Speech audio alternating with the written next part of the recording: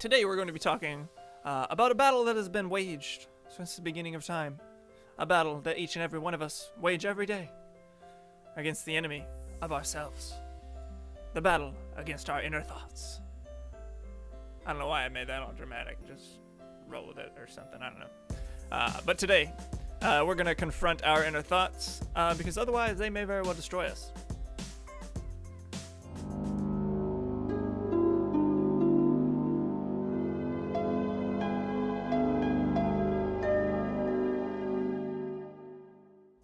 I'm not gonna lie, today's SeraphShare was just barely coherent enough for me to give it the green light. It's kinda all over the place, but in a way that's just kind of the nature of the subject, in a way. But hopefully it's coherent enough for you guys to get something out of it. If it's not, well, then I'm sorry, but alrighty, so.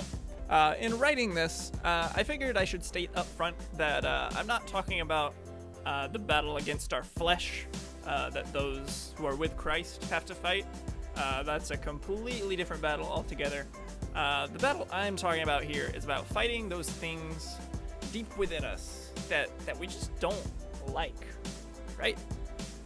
Things that make us afraid, or something about us that just makes certain things harder for us than they are for other people. I'm someone that is always fighting a mental battle with myself about pretty much anything. I've told you guys this plenty of times over the course of SeraphShares. Perhaps not with that particular choice of words, but I talk all the time about how I'm just struggling against myself. Just the inner battle, right? And for the longest time, growing up, and even probably 4 years ago, even somewhere around there, I don't know, just throwing out numbers. But for the longest time, it was so easy for me to assume that I was the only one that struggled with these inner thoughts. In life, we have a very small perspective on things, and as far as inner thoughts go, usually you only know of your own, unless you're really close with someone and you just tell each other everything.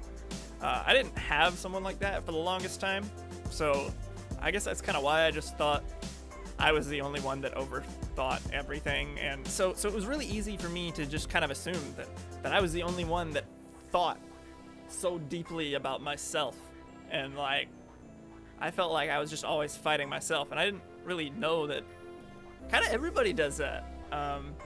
The more I talked to people and got to know them, the more I helped people with their problems and their struggles, the more I realized that just all of us kind of have that inner battle against ourselves and our deep inner thoughts.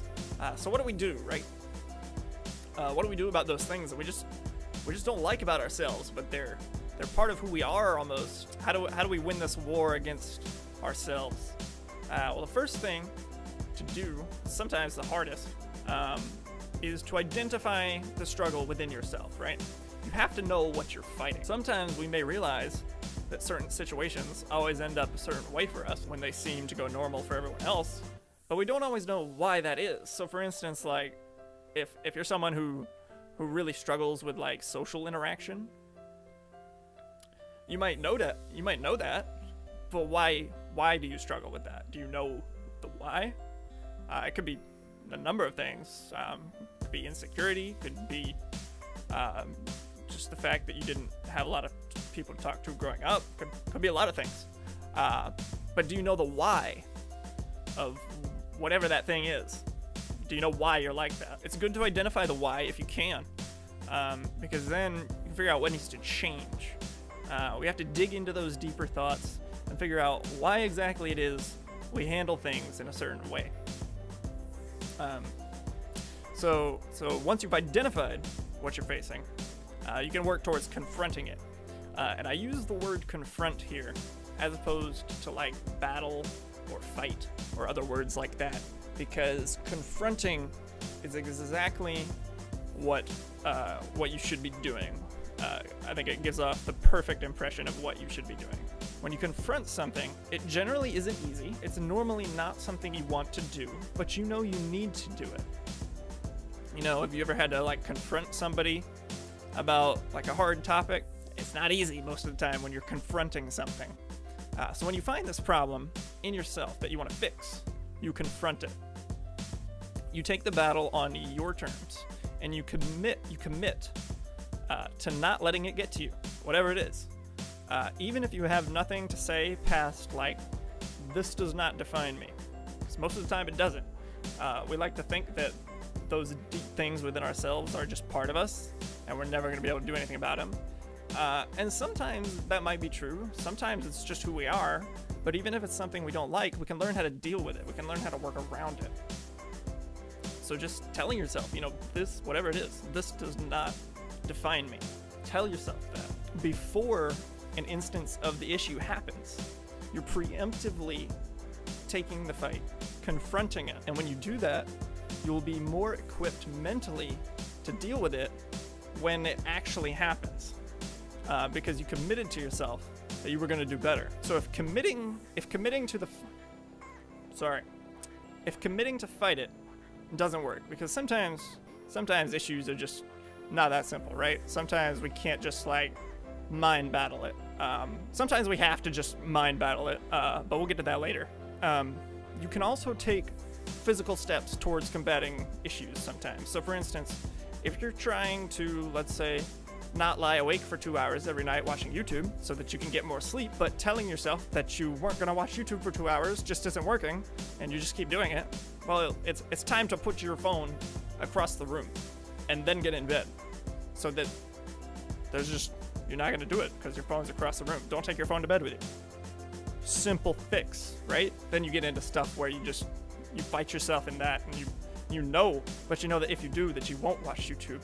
But you want to watch YouTube, so you take it to bed anyway. But that's just going in circles, and if that's the case, then you might have a YouTube problem. But I don't know. Anyway, taking physical steps towards combating an issue can go a long way. I know that was just one example. Things like that, right? Sometimes you can take physical steps towards combating these issues. So, but not everything is that simple, right? Some deep inner thoughts are entirely in our heads, and no amount of physical precautions is going to help us fight them.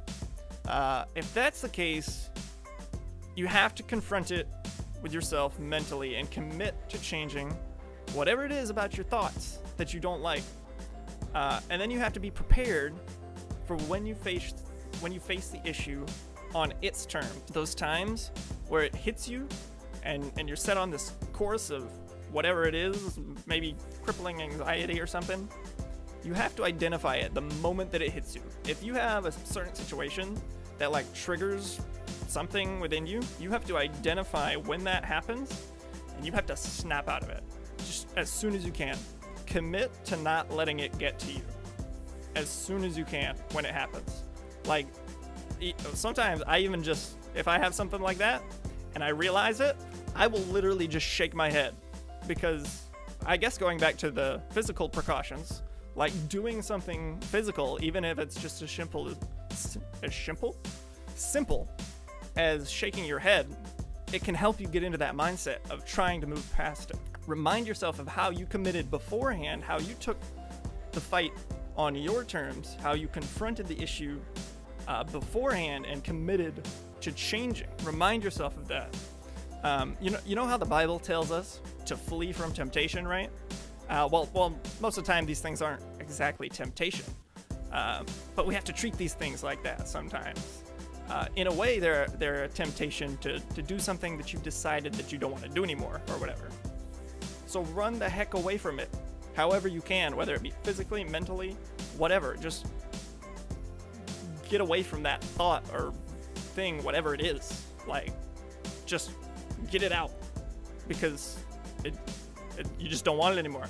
That's all there is to it. Sometimes, even after we've identified something in our thoughts that we want to change, and even after we've come up with a really good way to fight it, it can still be really hard to just make that change. But why is that, right? So for many of us, we've been in the habit of thinking a certain way, right, for so long.